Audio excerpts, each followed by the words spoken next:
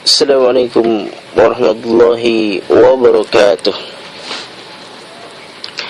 Innal hamdalillah nahmaduhu wa nasta'inuhu wa nastaghfiruh wa na'udzu billahi min shururi anfusina wa min sayyiati a'malina. Man yahdihillahu fala mudilla lahu wa man yudlil fala hadiya lahu. Asyhadu an la ilaha illallah wahdahu لا شريك له وأشهد أن محمدا عبده ورسوله لا نبي ولا رسول بعده أما بعد. Kaum muslimin yang dimuliakan oleh Allah Subhanahu wa taala. Allah Subhanahu wa taala masih memberikan kenikmatan kepada kita. Maka marilah kita senantiasa mendekatkan diri kepada Allah Subhanahu wa ta'ala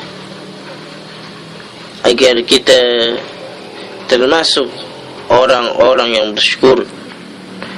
Dan salawat dan salam selalu kita junjungkan kepada Nabi besar Muhammad sallallahu alaihi wasallam, karena beliaulah suri teladan kita, uswatun hasanah kita yang harus kita teladani, yang harus kita terapkan di keseharian kita, yang harus kita terapkan di kehidupan kita, agar kita termasuk umatnya yang beriman, yang taat kepada Allah Subhanahu wa ta'ala dan taat kepada Rasulullah sallallahu alaihi wasallam.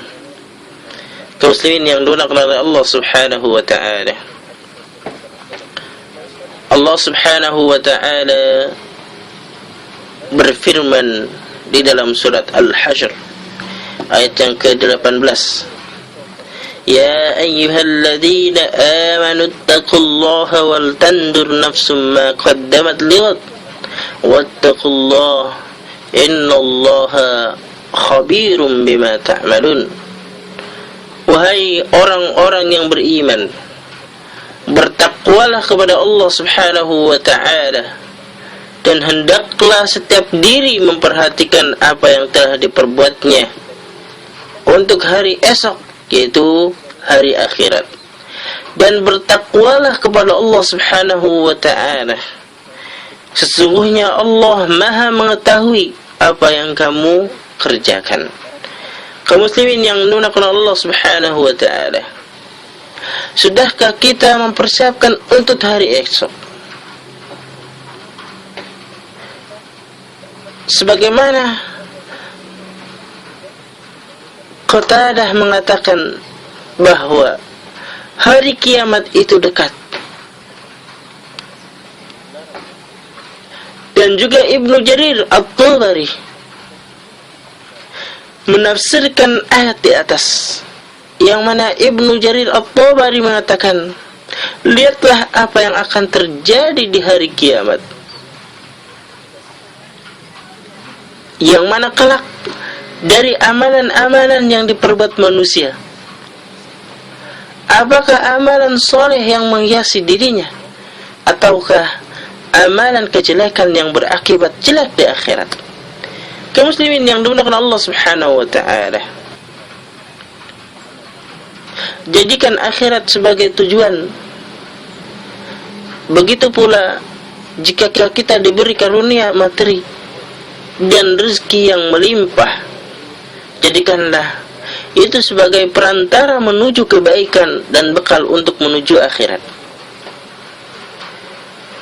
Sebagaimana sabda Nabi Muhammad sallallahu alaihi wasallam dari Anas bin Malik radhiyallahu anhu, Nabi Muhammad sallallahu alaihi wasallam bersabda, barang siapa yang niatnya untuk menggapai akhirat, maka Allah akan memberikan kecukupan dalam hatinya. Dia akan menyatukan keinginannya yang tercerai-berai. Dunia pun akan dia peroleh dan tunduk hina padanya. Barang siapa yang niatnya hanya untuk menggapai dunia, maka Allah akan menjadikan dia tidak pernah merasa cukup, akan mencerai-beraikan keinginannya. Dunia pun tidak dia peroleh kecuali yang telah ditetapkan baginya. Hadis riwayat Tirmidzi nomor 2465. Muslimin yang dimuliakan Allah Subhanahu wa taala, ketahuilah bahwa kehidupan dunia ini akan berakhir dan akan datang saatnya hari kebangkitan. Seluruh manusia sejak yang pertama diciptakan oleh Allah Subhanahu wa taala hingga yang terakhir diciptakan oleh Allah Subhanahu wa taala akan dibangkitkan dari alam kuburnya serta akan dikumpulkan di padang mahsyar. Lalu kehidupan akhirat akan berujung pada dua tempat, yaitu surga dan neraka. Maka di antara manusia, sebagaimana Allah Subhanahu wa taala akan menempatkan sebagian manusia di nerakanya, dan juga Allah Subhanahu wa taala akan menempatkan di surganya. Maka bagi manusia untuk memilih apakah mau mendekatkan diri kepada Allah Subhanahu wa taala, mau menjadi penduduk surga atau mau menjadi penduduk neraka. Kaum muslimin yang dimuliakan Allah Subhanahu wa taala,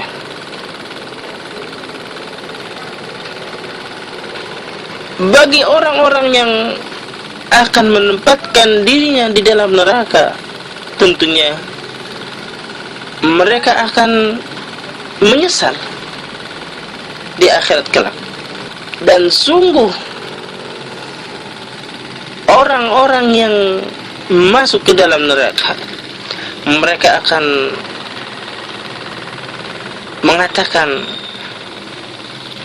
dulu ketika hidup di dunia mereka lalai, mereka memperolok agama Allah Subhanahu wa taala. Akan tetapi bagi orang-orang yang beramal saleh, mereka lah yang akan terus mendapatkan pahala yang mengalir. Untuk mereka lah dia akan mendapatkan kenikmatan di akhirat kelak. Karena itu, kaum muslimin yang dimuliakan Allah Subhanahu wa taala, sudah semestinya setiap orang senantiasa memperbaiki dirinya dan terus bersemangat dalam mempelajari agama dan mengamalkannya. Bukan menjadi orang yang sibuk memperhatikan orang lain, sementara dia melupakan keselamatan dirinya. Ketahuilah wahai saudaraku, setiap orang selama masih bernyawa dan berakal, tentu dia akan melakukan berbagai aktivitas. Maka seseorang yang melakukan aktivitasnya untuk menjalankan ketaatan kepada Allah Subhanahu wa taala, berarti dia telah menjual dirinya kepada Allah Subhanahu wa taala dan akan diselamatkan dari siksa api neraka. Sedangkan orang yang melakukan aktivitasnya untuk berbuat maksiat, maka sesungguhnya dia telah mencelakakan dirinya sendiri. Kelak di akhirat, amal kita akan dipertanggungjawabkan di hadapan Allah Subhanahu wa taala. Dan Allah Subhanahu wa taala menegur kita dengan kalimat wal tandur nafsum ma qaddamat liwat, dan hendaknya setiap diri memperhatikan apa yang telah diperbuatnya untuk hari esok. Kaum muslimin yang dimuliakan Allah Subhanahu wa taala, hari esok adalah hari akhirat.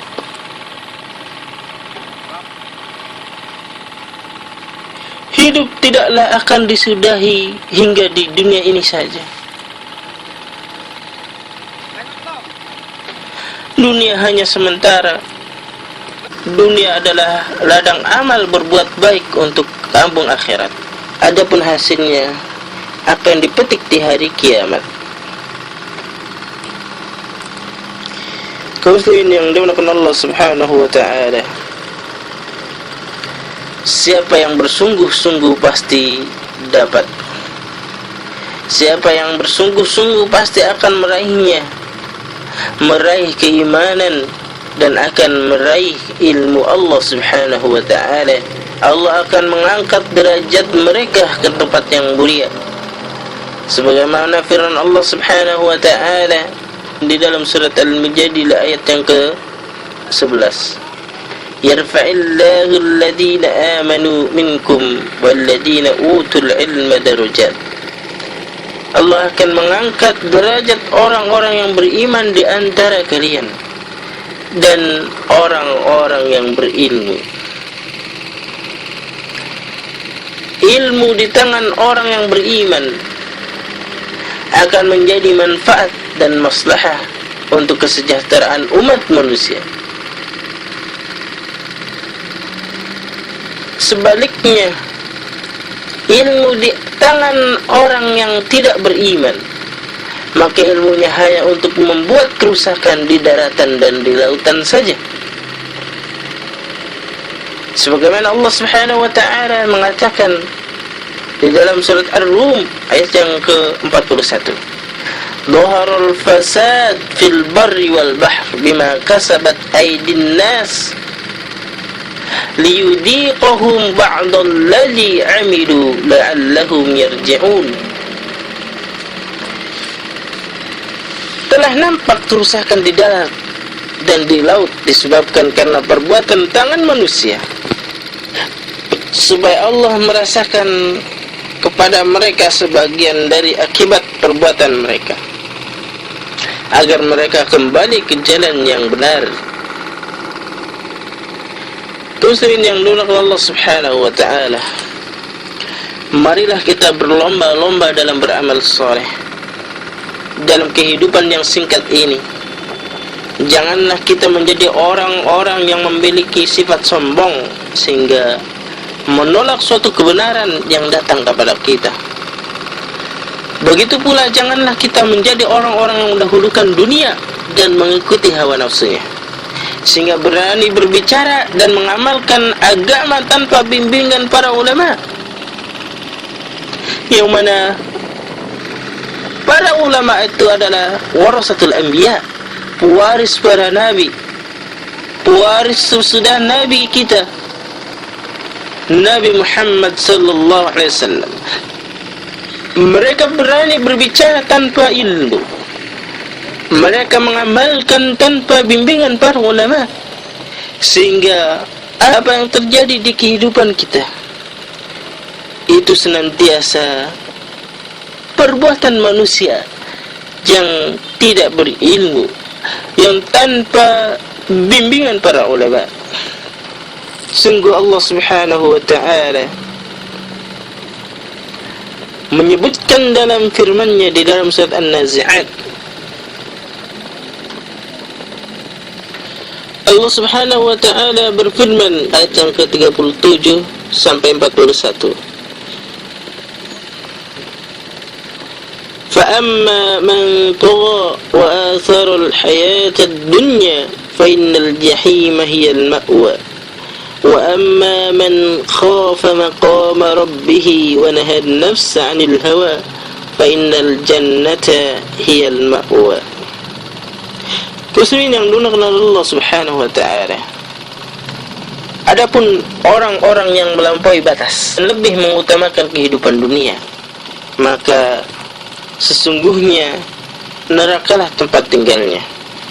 Dan adapun orang-orang yang takut kepada kebesaran Rabb-Nya dan menahan diri dari keinginan hawa nafsunya, maka sesungguhnya surgalah tempat tinggalnya. Muslimin yang dimuliakan Allah Subhanahu wa ta'ala, Allah Subhanahu wa ta'ala menjadikan kita sebagai hamba-hambanya yang beruntung, sehingga mendapatkan surganya dan diselamatkan dari siksa api neraka.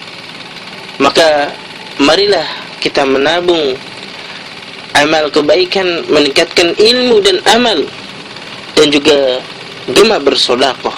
Jadi generasi salihin wa salihat Yang sebagaimana sabda Nabi Muhammad sallallahu alaihi wasallam, "Idza mata ibnu Adam inqata'a 'amaluhu illa min thalath, sadaqatin jariyah, aw 'ilmin yuntafa'u bihi, aw waladin salih yad'u lahu."